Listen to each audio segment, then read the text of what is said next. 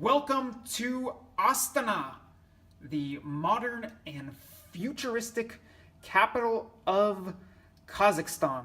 Behind the camera, this is Josh Friedman giving you the view from my perch above the center of the city, which has a very interesting look and some pretty spectacular architecture. This thing you see in the middle, this tower, it's called the Borat Tower. It is a symbol of the Kazakh nation. There is folklore attached to it, and it is perfectly aligned in the center of the city. And staring straight at it down in this direction between the golden cones or golden gates, that blue domed white structure you see is the presidential palace where Kazakhstan's president Nursultan Nazarbayev is based. Nazarbayev is basically the architect of the entire city. Nazarbayev moved the capital from Almaty to here in Astana in 1997, and this city is basically his vision, and it, for that matter, pretty much glorifies him. Now, online there are numerous theories that are circulating about Illuminati influence here, and even about whether or not Astana is the capital of the New World Order. Now, I really cannot tell you whether or not Astana is an Illuminati city or an Illuminati influenced city. And I did shoot a podcast with a citizen of Kazakhstan discussing the matter, and I very much recommend you check that out as we discuss some of the geopolitics and some of the reasons why this may not be the work of the Illuminati. But nonetheless, when you come here, you have an incredible opportunity to just be curious and explore what this architecture is and what the meaning is behind it. And last night, as I was heading back toward my apartment, I realized that there is a striking resemblance between this central line here in Astana and a line that goes through the heart of Paris. I will explain. So I already showed you Nazarbayev's presidential palace. Now, in Paris, there is, at the end of a straight line through the city center, the Louvre, the famous art museum which used to be the home of the monarchy. Well, Nazarbayev is president for life in Kazakhstan, and you could say that his palace is effectively the home of the monarchy. And it so happens, albeit I can't really show you from here, maybe you can see that behind the palace is a pyramid. Just how nowadays outside the Louvre in Paris there is a pyramid. Between the Louvre and the Champs-Élysées, the famous boulevard that lines the heart of Paris, is the Jardin des Tuileries, which is a garden that you could kind of say there's some Kazakh modern futuristic version of that there.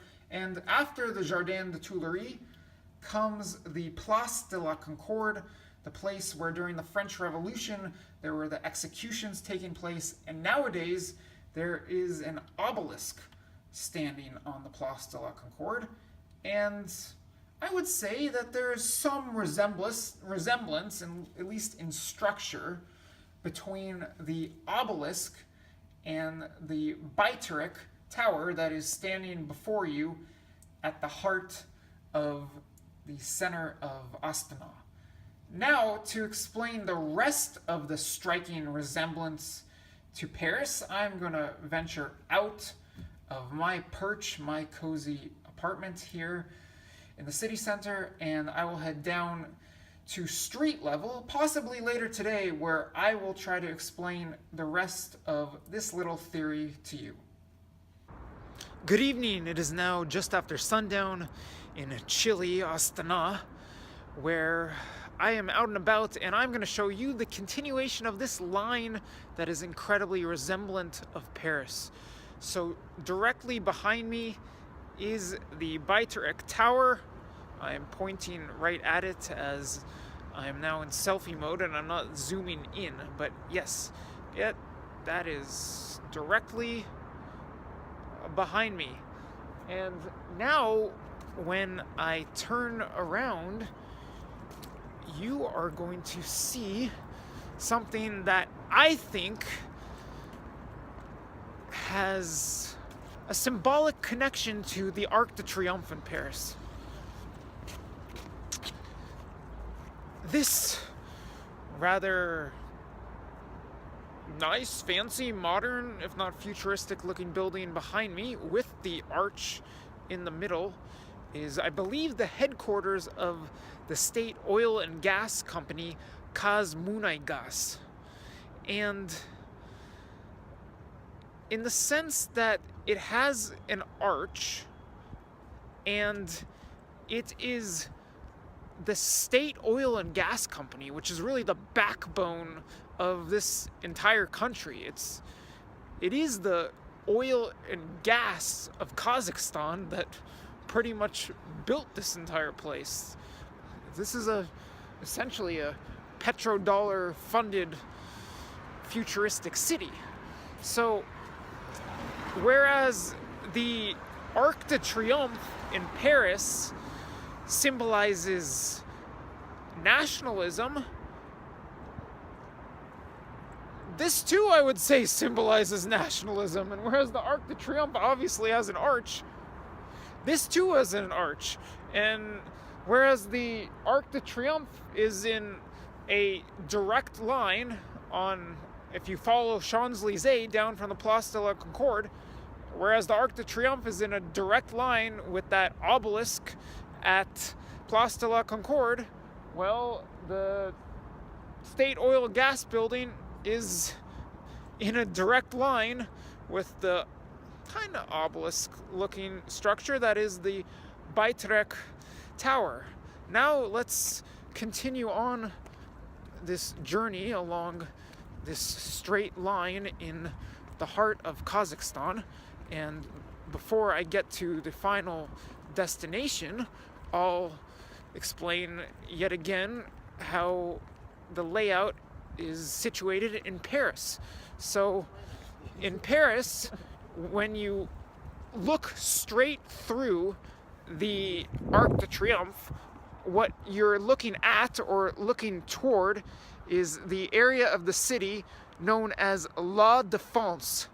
And that is basically the commercial or financial hub of Paris.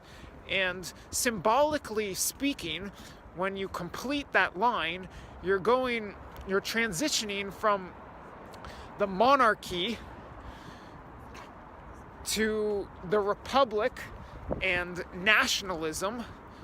And then finally, when you reach La Défense, you're transitioning to internationalism, internationalization, or globalization is probably the best term. And right now we are walking underneath this archway in Astana, and what happens when you cross through here, you're approaching, of course, a very futuristic looking building. Behind me, that tent-like, colorful, color-changing structure, that is the Khan Shatir Mall. Yes, that's a mall. It looks like a tent, but it's a mall, and it does have a pool, or rather a beach club on the top level. It is quite a modern place inside and out. And well, if there is one symbol of global commerce in Astana, then that might be it. So isn't this quite a striking resemblance to Paris? You go from the presidential palace, which effectively is the home of the Kazakh monarchy at the moment, to the Baitrek Tower, which looks kind of like the obelisk at the Place de la Concorde, or at least it is situated kind of like that, where it's in this central space and just sticking up out of the ground and not much is around it. And then you move from there to this archway in the state oil and gas headquarters, and you finally finish up with the futuristic mall, this Hohenschatzer tent-like color-changing structure behind me, which has, I would say, a bit of a globalization feel to it.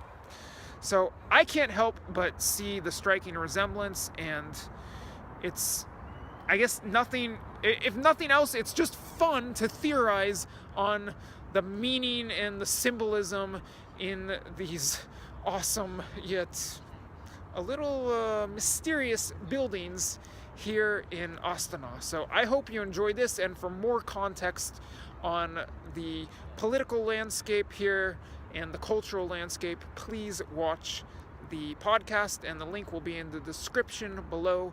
If you enjoyed this video, please leave it a like on YouTube and consider subscribing to the channel. Thank you very much for watching, and das vidanya. Goodbye from Astana.